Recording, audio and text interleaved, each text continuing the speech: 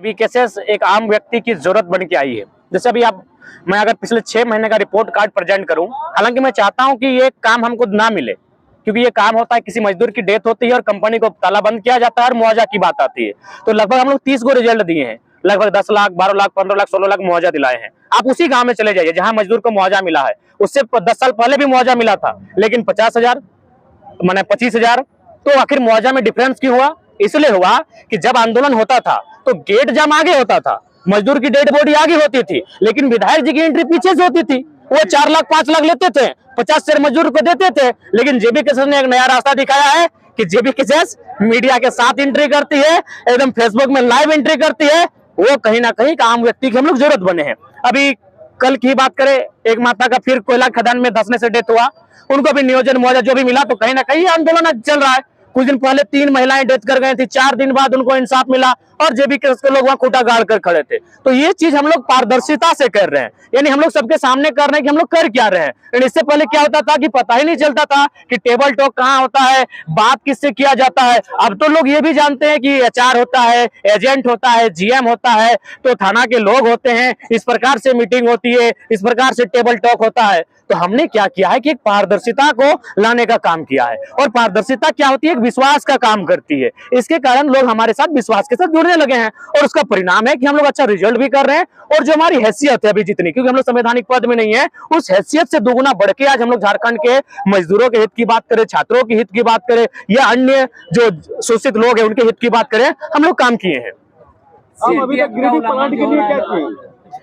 देखिए, सीएनटी का उल्लंघन मुख्यमंत्री इसलिए करना चाहते हैं क्योंकि मेरे भाषण को उन्होंने भी सुना है कि एक आदिवासी का जमीन आदिवासी खरीदेगा, लेकिन थाना के अंदर खरीदेगा। और मुख्यमंत्री क्या किए हैं कि थाना के बाहर जमीन खरीदे। थाना नहीं हो तो जिला के बाहर खरीदे हैं। घर उनका रामगढ़ है, जमीन उन्होंने खरीदा है कहाँ? गिरिडीह में, धनबाद में, बोकारो में, दुमका में और बहुत सारे जिलों में खरीदा है। तो ये क्या है, वो अपने आप को बचाने के लिए बाकी आदिवासियों को बलि चढ़ाना चाहते हैं, सीएनटी का उल्लंघन करना चाहते हैं। और अगर सीएनटी जैसे जैसे कमजोर होगा, आदिवासी मूलवासी का रक्षा कवच टूटेगा और यहाँ के लोग लगातार भूमिहीन हो जाएंगे, पलायन होंगे और फिर जो एक शब्द होता है गुलगुलिया बोलना नहीं चाहिए, उसी दशा में ये जीवन यापन करेंगे। आपका सवाल था गिरिडीह का। देखिए, गिरिडीह की जनता जब तक आंदोलन नहीं करेगी, क्योंकि हमारे यहाँ 24 जिला है, 264 प्रखंड है, 32 शहर गांव है, 32 शहर समस्या है। स्थानीय लोग जब तक मजबूत नहीं होंगे, स्थानीय लोग जब तक नेतृत्व नहीं करेंगे, जरा मत आगे क्या करेगा बताइए। स्थानीय लोग मजबूती के साथ आगे बढ़े, हम आपके साथ हैं। जेबी केसेस क्या करेगी? पूरे झारखंड में अपनी पार्टी को उतारेगी?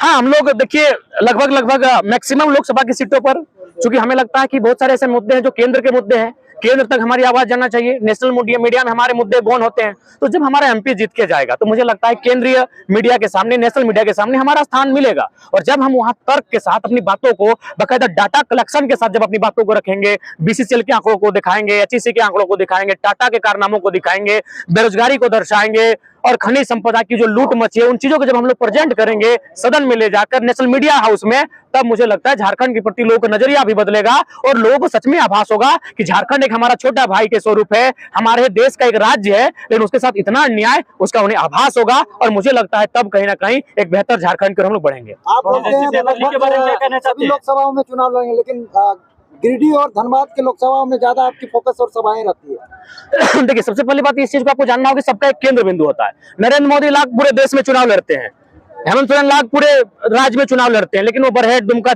उनका चूंकि बेस है, नरेंद्र मोदी का अभी बनारस को बेस बना के रखे, सबका एक बेस होता है। देखिए, चुनाव का मतलब क्या होता है कि आप शुरुआत एक जगह से होती है, लेकिन जब आगे बढ़ते हैं तो उसका प्रचार फैलता है। आग छोटी सी होती है चिंगारी, लेकिन वो धकते धकते फैलती है। तो हमारा बेस कहीं ना कहीं धनबाद, बोकारो, ये सर्वमान्य है, ये सर्वविदित है। तो हम लोग अपने बेस में है और बेस के आधार के बाद हम लोग बढ़ रहे हैं। ऐसा नहीं है कोडरमा लोकसभा में है, फिर हम लोग कुछ दिन बाद दुमका लोकसभा में दिखेंगे। लगभग 20 जिलों तक हम लोग पहुंच चुके हैं। उम्मीदवार की घोषणा कब तक होगी? उम्मीदवार की घोषणा माने नए साल के स्टार्टिंग में हो जाएगी। कहाँ से चुनाव कौन सा विधानसभा होगा? पेपर लीक के बारे में हम ये कहना चाहेंगे कि छात्रों के साथ इस राज्य में लगातार छल कपट किया जा रहा है। और इसका कारण है कि जो लोग कभी छात्र जीवन में फेलियर रहे हैं, जो लोग कभी छात्र जीवन में मेहनत नहीं किए, संघर्ष नहीं किए, वे लोग नेता मंत्री बने हैं। घरों में 5 को नॉन मैट्रिक है। तो छात्र की दर्द को वही ना जानेगा जो हजारीबाग के 10 बाय 10 के रूम में अपने शरीर को गलाया है, जो घर से चावल ले जाके रांची के हॉस्टल में पढ़ा है। आप मंत्री किनको बनाए हैं? जो 5वां पास किए हैं। तो छात्रों के साथ खिलवाड़ इसलिए हो रहा है कि पढ़े लिखे गवर्नेंस यहाँ नहीं है। तो जी छात्रों को अब ये भी सोचना होगा, आंदोलन भी करना होगा और पॉलिटिक्स के बारे में भी उन्हें अपनी सोच को मजबूत करना होगा। जयराम में तो कहाँ से चुनाव लड़ेंगे? देखिए हम चाहेंगे उसके लिए आप मीडिया जगत के बंधु हैं, देव जी हैं, आप एक सर्वे कीजिए। केसेस का आंकड़ा बता रहा है ये कि हजारीबाग, कोडरमा, गिरिडीह और धनबाद और रांची, ये जगहों पे जो है, इन जगहों पे आपका मजबूत संगठन दिख रहा है, तो इनमें कहाँ आप करेंगे? देखिए हम लोग अभी उम्मीद करते हैं कि हम लोग पहाड़ वाले हैं, तो पारसनाथ पहाड़ है, झुमरा पहाड़ जहाँ है देखेंगे। मतलब साफ साफ जाहिर कर रहे हैं कि गिरिडीह लोकसभा में आपकी तैयारी चल रही है। देखिए अगर आप रांची का रिपोर्ट ला के देंगे तो देखेंगे राजधानी भी कोई बुरी नहीं है। क्या जयराम माना जाएगा कि गिरिडीह से तैयारी चल रही है? देखिए तैयारी जनता कर रही है। हमने पहले ही कहा है कि देखिए हम लोगों ने कि हम लोग थोपा हुआ लीडर नहीं बोलेंगे, बनेंगे। जनता जहां चाहेगी, हमें जहां उतारेगी हम लोग उतर जाएंगे। तो अगर जनता चाहेगी तो कोडरमा से ही लड़ जाएंगे। अभी आप कोडरमा लोकसभा क्षेत्र में हैं। कोडरमा लोकसभा अभ्रक की नगरी बोली जाती है। यहाँ का पलायन का मामला बहुत ज्यादा है, तो आप किन मुद्दों? देखिए इसके लिए माइंस एक्ट में आपको सुधार करने की आवश्यकता होगी, लेबर एक्ट में आपको सुधार करने की आवश्यकता होगी, और ये सेंट्रल विषय है। तो सेंट्रल में जब तक कोई तर्क से, देखिए सबसे बड़ा चीज है आज नेताओं का आप बयान देखते हैं, क्या बयान होता है? हिंदू मुस्लिम पे बयान होता है, इंडिया पाकिस्तान में बयान होता है। तो ऐसे बयान नहीं होने चाहिए, तर्क होना चाहिए। किसी भी पॉलिसी पे अगर चर्चा करें तर्क होना चाहिए। तो आज तक मेरा मानना है कि झारखंड में कोई लीडर का माइंडसेट ऐसा है ही नहीं जो तर्क से वहां प्रेजेंट कर सके कि झारखंड की समस्या क्या है।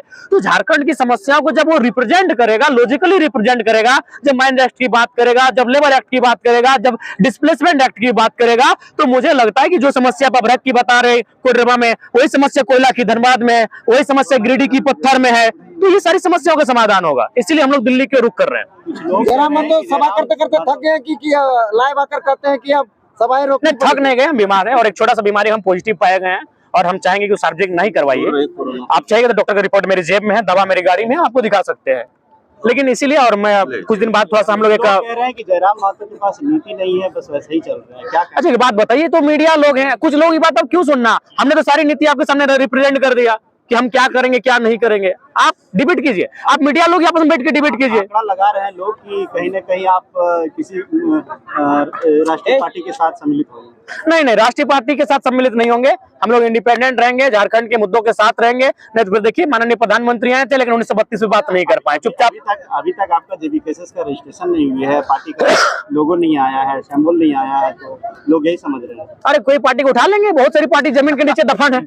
1932 जेबीकेएसएस कैसे लागू करें? देखिए उसके लिए आपको कम से कम 2 घंटा का चर्चा करना होगा, जो अभी पॉसिबल नहीं है।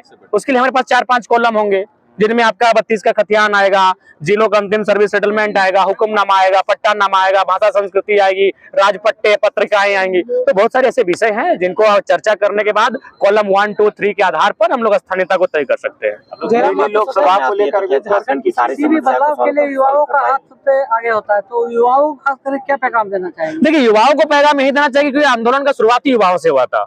हम लोग अगर जाते हैं सत्ता में बैठते हैं, अगर गिरिडीह लोकसभा से हम जीत कर जाते हैं, तो सबसे पहली बात है देश के प्रधानमंत्री जो भी उस समय आते हैं उनसे सवाल होगी कि आपके 2 करोड़ का नौकरी कहाँ है, आपके पास जो रोजगार देने की आपने बात किया तो वो कहाँ है। हमने ये सवाल करेंगे कि तरक्की और उन्नति का मतलब ये नहीं होता है कि अडानी की पत्नी 3 लाख की साड़ी पहने। तरक्की का मतलब ये होता है जब आम व्यक्ति की पत्नी अपने गठरी में इतना पैसा रखे कि जो बाजार का सामान है उसे खरीद पाए।